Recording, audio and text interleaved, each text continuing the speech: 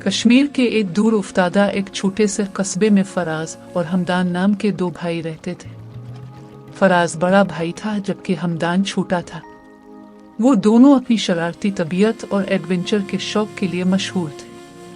फराज और हमदान एक दूसरे से बहुत मुख्तलिफ थे।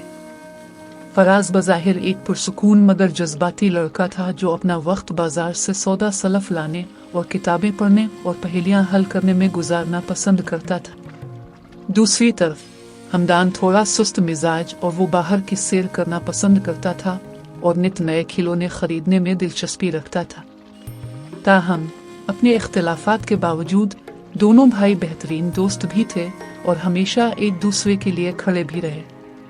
वो लाजिम व मलजूम थे, लेकिन एक दिन उनका इख्तिलाफ झगड़े में बदल गया। ये सब इस वक्त शुरू हुआ जब फराज ने बगैर पूछे हमदान का पसंदीदा खिलौना ले लिया।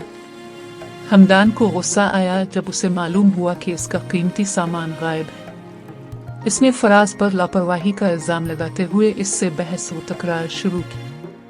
फराज ने दिफाई अंदाज अपनाते हुए कहा कि वो सिर्फ पूछना भूल गया था और उसने खिलौना फौरी वापस करने का वादा किया।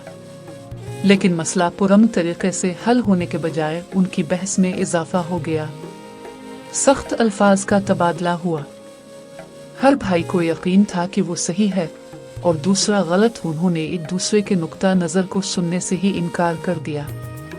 दोनों में हाथापाई भी हुई और इसी दौरान फराज ने हमदान को गुस्सा दे मारा और इस तरह उनका एक मजबूत रिश्ता मज़ीद तनाव का शिकार हो गया।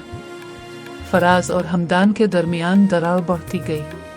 मैंने इस तब्दीली को देखा और वो सब फिक्रमंद थे। उनके स्कूल में भी उनके झगड़े की बाज़गश्त जा पहुंची और उनकी एक टीचर नजमा, जो कि एक अक्लमंद और शरीफ खातून थी, उसने मुदाखलत करने का फैसला किया। टीचर नजमा ने फराज और हमदान दोनों को अपने दफ्तर बुलाया। उन्होंने सब्र तहम्मुल से दोनों की बात सुनी, उनके गुस्से और उनकी मायूसियों को भी सुना। फिर उसने मुस्कुराकर उनसे कहा कि वो एक साथ बैठे और वो तमाम बातें लिखी जो वो एक दूसरे के बारे में अच्छा सोचते हैं। हिचकिचाते हुए भाई मान गए। जब वो हाथ में कलम और कागज लिए साथ साथ बैठे तो यादों ने उनके जहनों में पानी भर दिया। फराज को याद था कि किस तरह हमदान हमेशा उसकी हौसला अफजाई करता था जब वो उदास होता था, और हमदान को भी याद था कि फराज जब भी इसके स्कूल के काम में इसकी मदद करता था और जब वो छोटा था तो स्कूल से आते हुए इसके लिए चीजें लाया करता था।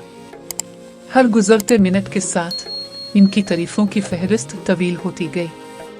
उन्होंने महसूस किया कि झगड़े ने उनके फैसले पर बादल डाल दिए हैं और उन्हें वो रिश्ता भूल गया है जो उन्होंने भाइयों के तौर पर शेयर किया था। लिखते हुए इनकी आंखों में आंसू भर आए। उन्होंने एक दूसरे की तरफ देखा और बगैर किसी एक लफ्ज कहे सख्ती से एक दूसरे को गिले लगा लिया। फराज और हमदान समझ गए थे कि उनकी एक दूसरे से मोहब्बत किसी भी इख्तिलाफ से कहीं ज्यादा बढ़कर है। वो घर वापस पहुंच गए। इनके वालिदैन जो परेशान थे उन्हें गर्मजोशी से गिले लगाया। सारा खानदान खुश था, शुक्रगुजार था कि भाइयों के दरमियान अमन बहाल हो गया था।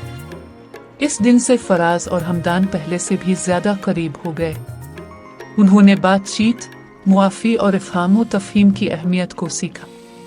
उन्होंने अपने इख्तिलाफात को पसपुश्त डालना सीखा और उन्हें एक दूसरे की मुस्बत सोच और ताउन को अपनी ताकत के तौर पे इस्तेमाल किया और कामयाबियां समेटे। उनके झगड़े ने उन्हें एक कीमती सबक सिखाया था कि मोहब्बत और मुआफ़ी गहरे जख्मों को भी ठीक कर सकती है।